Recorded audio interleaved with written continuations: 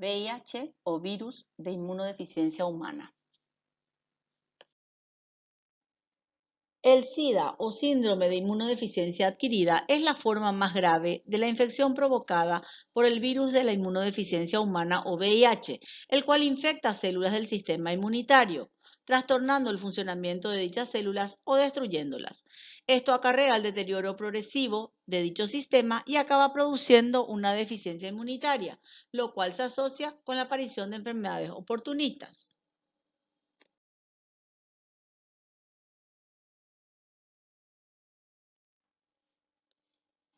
El síndrome de inmunodeficiencia adquirida o SIDA fue descrito por primera vez en Estados Unidos el 5 de junio de 1981, en base a un informe de esta fecha que da cuenta de un tipo nuevo de neumonía presente en 5 hombres jóvenes homosexuales de la ciudad de Los Ángeles, en una publicación del Centro para el Control y Prevención de Enfermedades.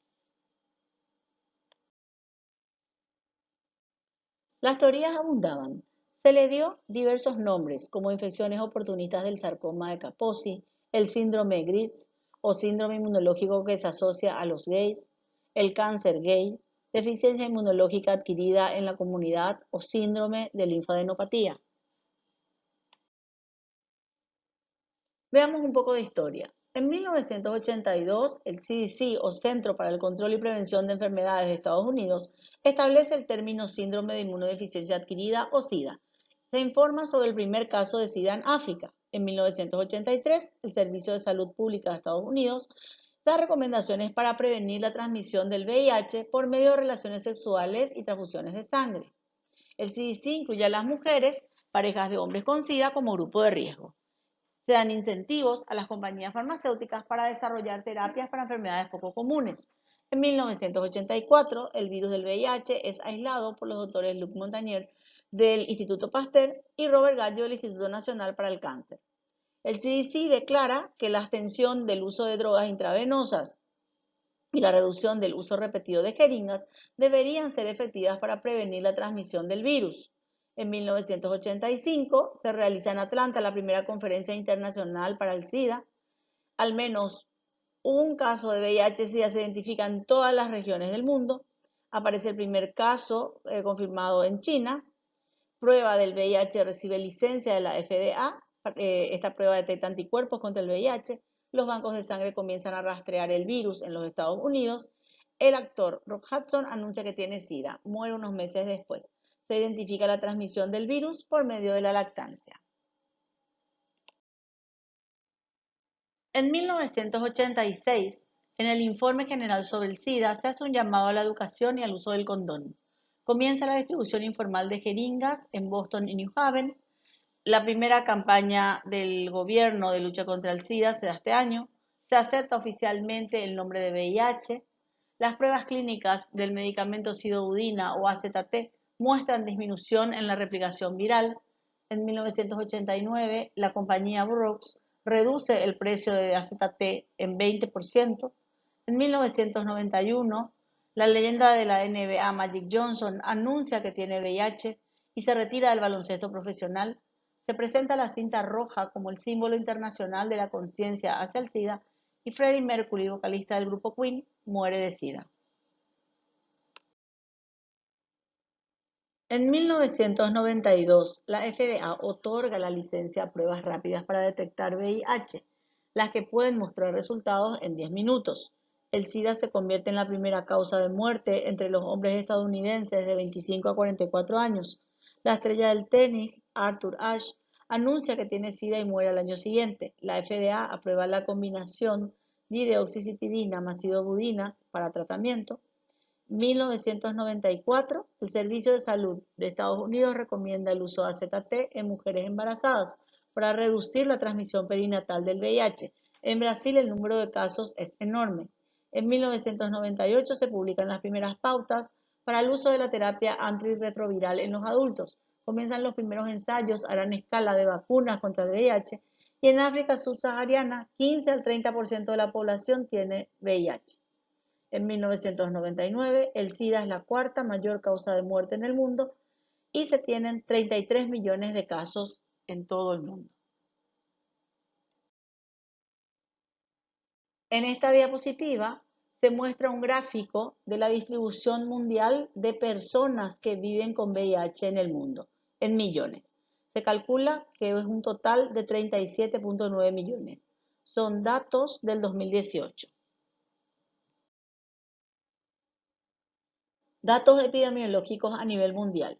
37 millones de personas que viven con SIDA. 20,9 millones de personas que viven con VIH bajo tratamiento. 1,8 millones de nuevas infecciones por VIH. Los enormes progresos en la lucha contra el SIDA de los últimos 15 años han servido de inspiración para alcanzar un compromiso mundial de poner fin a la epidemia para el 2030. Otros datos epidemiológicos reportan 2,3 millones son menores de 15 años, 17,6 millones de mujeres viven infectadas por VIH, 10 infectados cada minuto, 11.000 diarios. En este gráfico se observa personas con VIH en América Latina y el Caribe, una distribución que va desde el año 1990 hasta el 2017. Puede observarse en la línea azul que corresponde a Latinoamérica un franco aumento de la pendiente.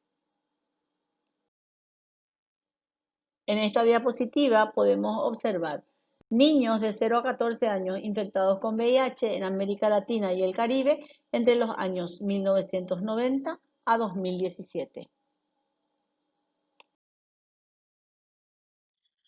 ONU-SIDA 90-90-90, un ambicioso objetivo de tratamiento para contribuir al fin de la epidemia del SIDA.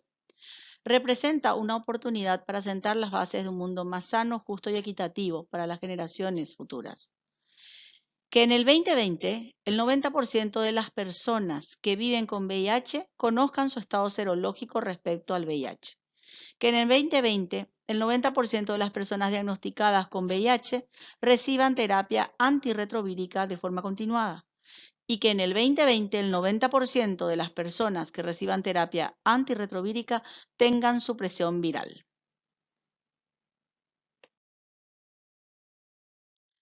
VIH-Sida en Paraguay. A partir del año 1995 se implementó en Paraguay la terapia antirretroviral y atención integral del paciente en forma gratuita en el Programa Nacional de Control del SIDA, denominado PRONASIDA.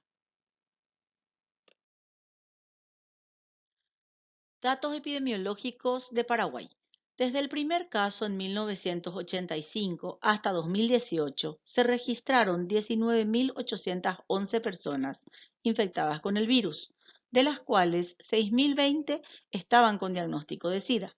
Se registraron 1.564 nuevas personas con el virus en 2018, 434 ya en la etapa de SIDA.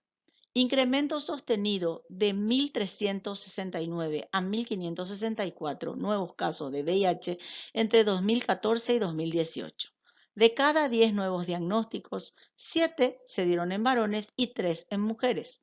Mayor porcentaje de nuevos diagnósticos entre 20 y 29 años. Reducción de la transmisión materno-infantil de 22 a 8 casos entre 2014 y 2018. En 2018 la transmisión del virus empieza a subir en la población de 10 a 14 años y se dispara en la de 15 a 19 años. Esto podría significar o que la transmisión se da luego de una situación de abuso o durante las primeras relaciones sexuales.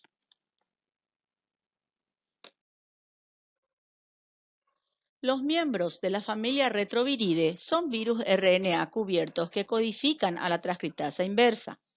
Los de interés son el HTLV1 y HTLV2 que se relacionan con leucemias humanas y el HIV1 y el HIV2 son lentivirus que producen SIDA.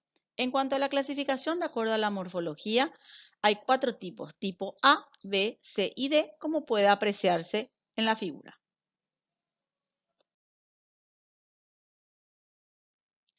En la actualidad se considera que el HIV se originó en la mutación de un virus que había sido endémico en la vida silvestre en ciertas regiones de África Central. Los estudios genéticos del virus condujeron a la conclusión de que el HIV-2, Un tipo de HIV que es poco contagioso y que no suele hallarse fuera de África Occidental es una mutación de un virus de la inmunodeficiencia simiana. En África Occidental, los monos mangabey están infectados de modo natural e inocuo por este virus. Más recientemente, los estudios demostraron que el HIV-1, el principal HIV encontrado en todo el mundo en seres humanos, está genéticamente relacionado con otro virus de inmunodeficiencia simiana que se encuentra en los chimpancés de África Central. Es probable que el virus del chimpancé sea un híbrido de dos virus de inmunodeficiencia simiana, del mono mangabey. Los chimpancés son predadores y comen a otros monos que presumiblemente eran portadores de las dos versiones del virus. ¿Cómo saltó el virus simio al de los humanos? En apariencia, estas infecciones por el virus de inmunodeficiencia simiana se entrecruzaron de forma relativamente reciente en la población humana conocida por comer carne de animales salvajes.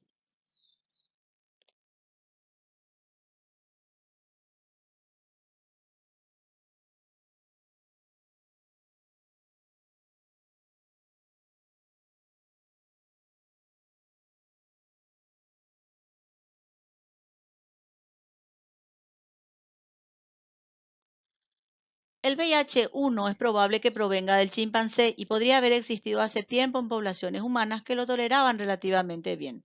El VIH-2 es un pariente próximo del virus de los monos africanos. Causa también SIDA, pero su transmisión es más difícil y causa la enfermedad con menor frecuencia y menor rapidez. Se conocen dos tipos de virus de inmunodeficiencia humana, VIH-1 y VIH-2.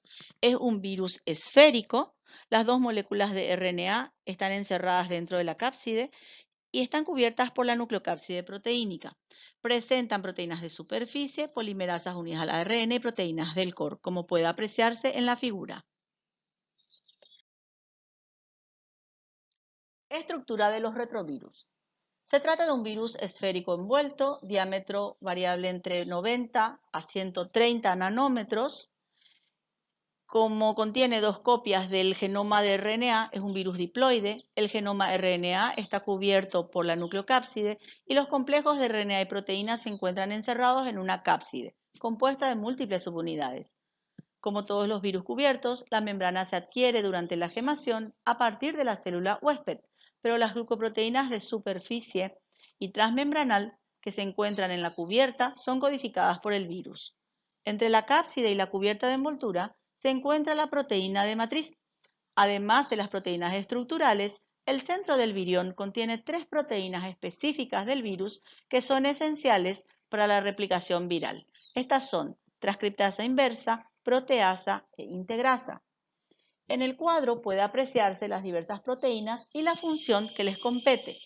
La proteína de matriz, cápside y nucleocápside tienen función estructural. La proteasa, involucrada en el procesamiento de proteínas, la transcriptasa inversa para síntesis de DNA, la integrasa para la integración del provirus, la glucoproteína de superficie involucrada en la absorción y la proteína transmembranal, fusión de la cubierta con la membrana plasmática.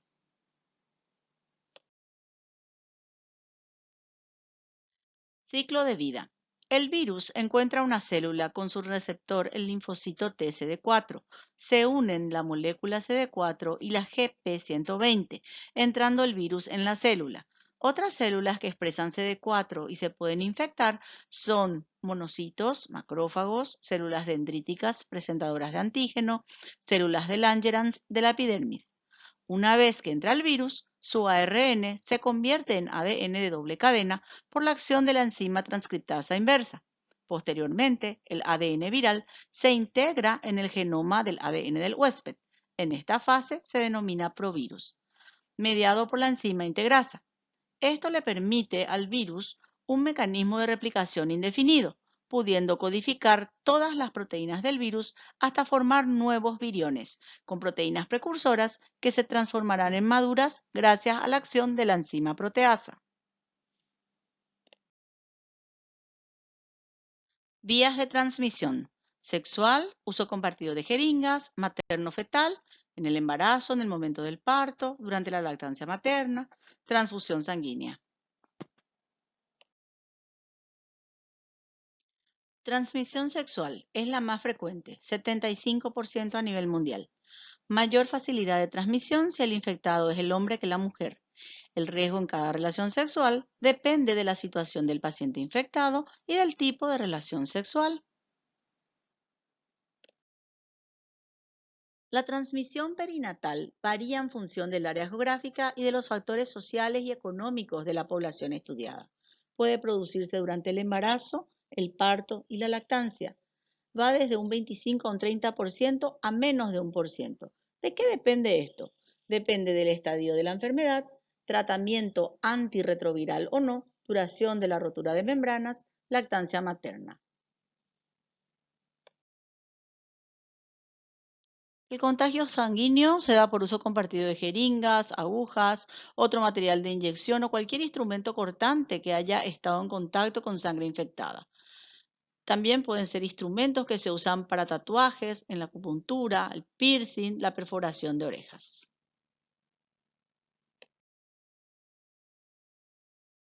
La probabilidad de transmisión del VIH por cada contacto de riesgo depende del tipo de exposición.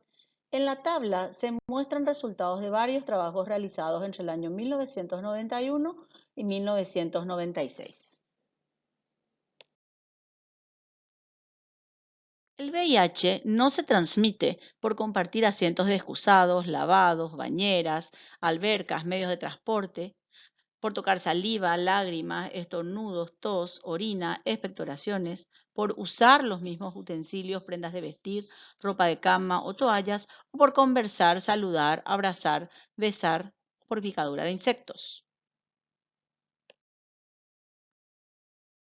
Progresión de la infección por VIH. Se distingue en tres fases. Fase 1, infección primaria o aguda. Fase 2, asintomática o de latencia. Fase 3, sintomática o SIDA.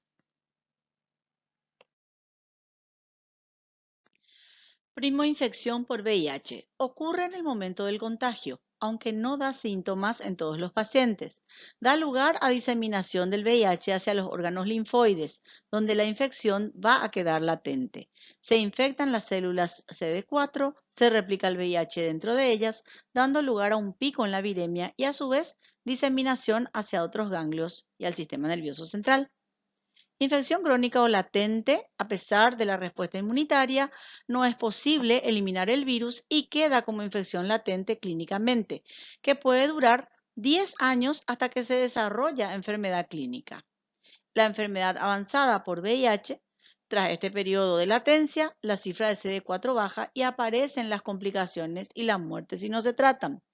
Este estadio es el SIDA clínico. Las enfermedades importantes indicadoras de SIDA son las infecciones por Candida albicans en el esófago, los bronquios y los pulmones, las infecciones oculares por citomegalovirus, la tuberculosis, la neumonía por neumocistis, la tosoplasmosis cerebral y el sarcoma de Kaposi, causado por el herpes virus humano 8.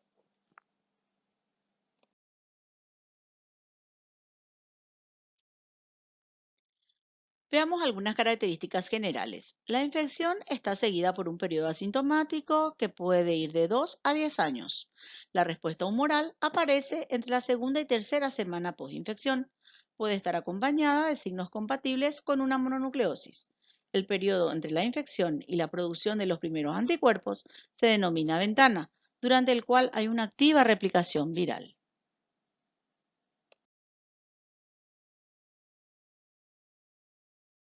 El VIH deprime la inmunidad celular, actúa sobre linfocitos TCD4. La evolución hacia el periodo sintomático es producto de la alteración de las células que participan en la respuesta inmune. El empeoramiento de la enfermedad y las causas de muerte están asociadas a la aparición de infecciones oportunistas o tumores.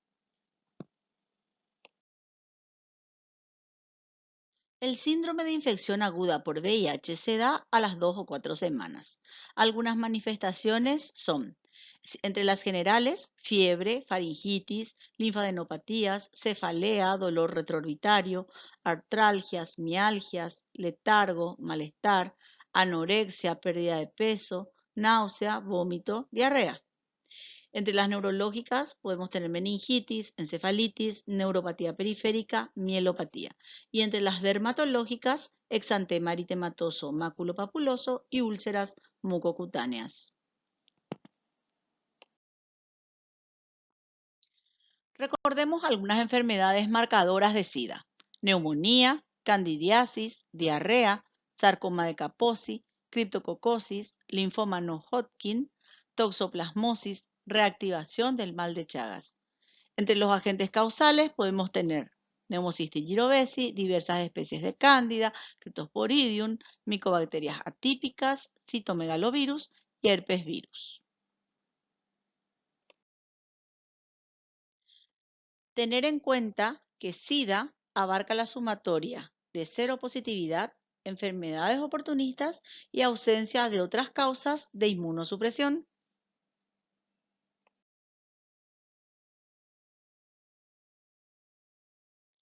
El sarcoma de Kaposi es un tipo de cáncer que se forma en el recubrimiento de los vasos sanguíneos y linfáticos. Las lesiones suelen manifestarse como parches o puntos violáceos indoloros en las piernas, los pies o el rostro. También pueden aparecer lesiones en la zona genital, la boca o los ganglios linfáticos. En el caso del sarcoma de Kaposi grave, pueden producirse lesiones en tubo digestivo y pulmones. En esta diapositiva se muestran dos fotografías. Una corresponde a lesión en piel por sarcoma de Kaposi y la otra a herpes diseminado. En pacientes o individuos con un sistema inmunológico deficiente, el herpes zóster puede dispersarse, provocando enfermedades serias. Aquí podemos observar dos fotografías. Una corresponde a lesión en piel por Mycobacterium marinum y la otra a un caso de histoplasmosis diseminada. Podemos observar una imagen endoscópica de esofagitis por cándida, una radiografía que muestra infiltrado de predominio iliar, en un caso de neumonía por Pneumocystis jirovecii. Abajo podemos observar una tomografía axial computarizada de una encefalitis por Toxoplasma gondii y una imagen de retinitis por citomegalovirus. Medidas a ser tenidas en cuenta para prevenir el SIDA: abstinencia sexual, sexo seguro, no utilizar sangre que no haya sido estudiada, desinfección de todo instrumento punzocortante, no compartir agujas o jeringas y, en el caso de la mujer embarazada, la prueba de detección de VIH. Métodos diagnósticos. La infección por el VIH se puede diagnosticar mediante pruebas virológicas o serológicas. Entre las virológicas tenemos aislamiento viral, RT-PCR, y entre las serológicas, ELISA y Western blot. Para el estudio de respuesta inmune humoral IgM, IgA, IgG, tenemos test de tamizaje, donde se incluye ELISA, test rápidos, aglutinación de partículas, test confirmatorios, donde incluimos Western blot, ensayo en línea, y para la detección directa de presencia viral tenemos el estudio de proteínas virales, antígeno P24, y el estudio de ácidos nucleicos. Existen pruebas de detección selectiva rápidas que detectan el antígeno P24 y o anticuerpos anti-VIH en la sangre. Si bien su especificidad y su sensibilidad son muy altas y dan resultados en minutos, una prueba positiva debe confirmarse con un Western blot.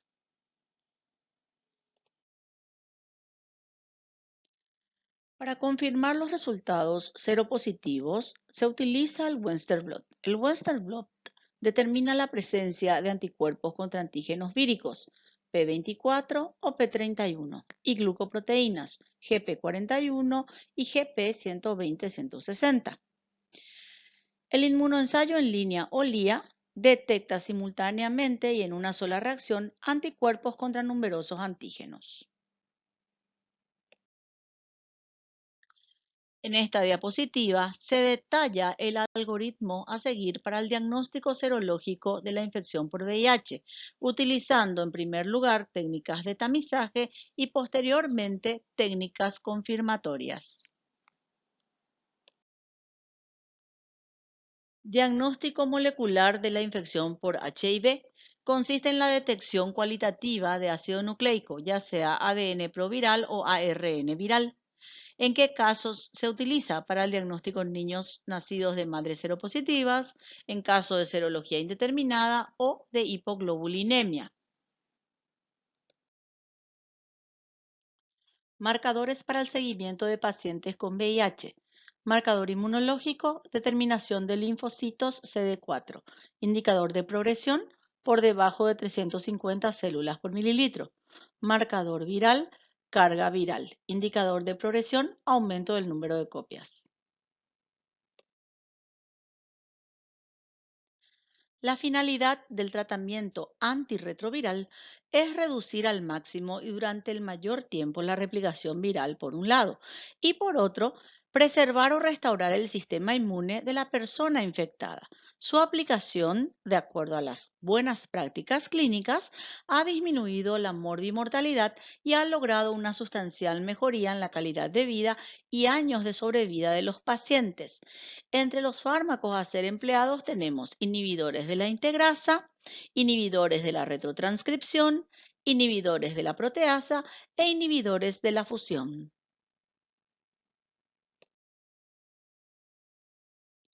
La terapia antirretroviral utiliza combinaciones de medicamentos que incluyen inhibidores de la transcriptasa inversa, inhibidores de fusión, inhibidores del receptor CCR5 e inhibidores de la integrasa.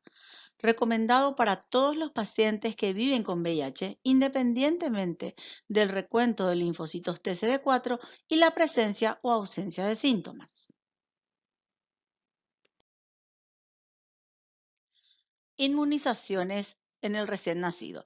Todos los niños deben recibir la inmunización correspondiente de acuerdo a la edad cronológica, con la única diferencia que en los niños expuestos o con VIH-Sida se debe evitar la administración de vacunas con virus vivos atenuados.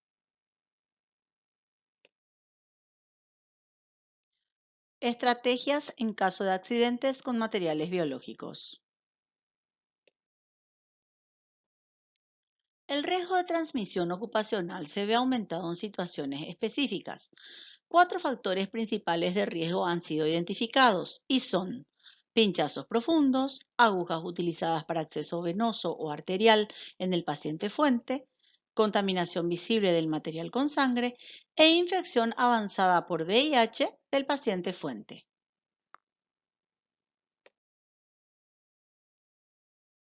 Indicaciones básicas para el seguimiento de la persona accidentada y de la fuente. Solicitar análisis laboratorial basal de hemograma, perfil renal, perfil hepático, perfil lipídico y orina simple. Pedir serología para VIH, VDRL, hepatitis B y C a la fuente y al accidentado, de manera a tener un testeo de base.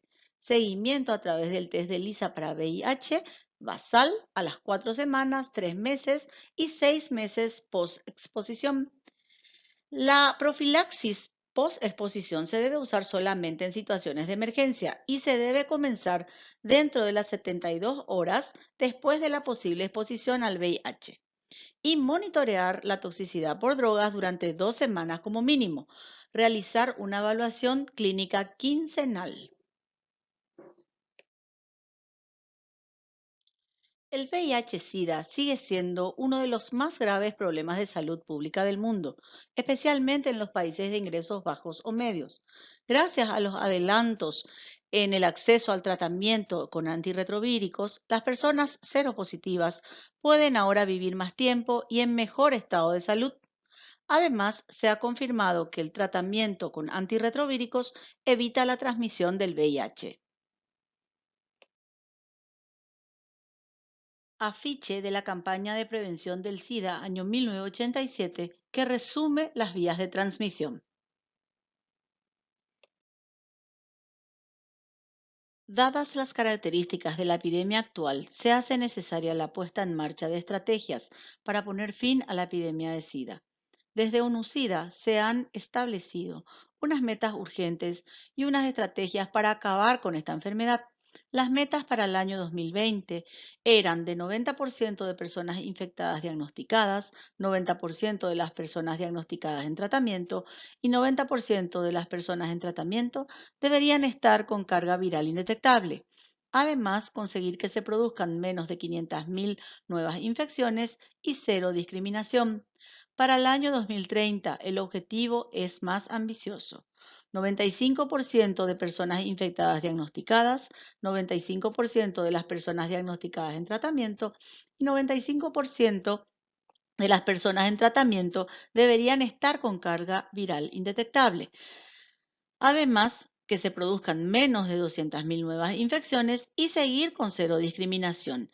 En el Fast Track 2030 aparece resumida la necesidad y los objetivos y logros de poner en marcha un proyecto para erradicar el VIH. Los programas de VIH se fortalecen marcadamente cuando se combinan con abordajes sociales y estructurales. Las infecciones por el VIH podrían no desaparecer en un futuro inmediato, pero la epidemia de SIDA puede llegar a su fin en su carácter de amenaza mundial contra la salud. Para lograr esto, para el año 2030 será necesario reducir el número de nuevas infecciones por VIH y las muertes relacionadas con el SIDA.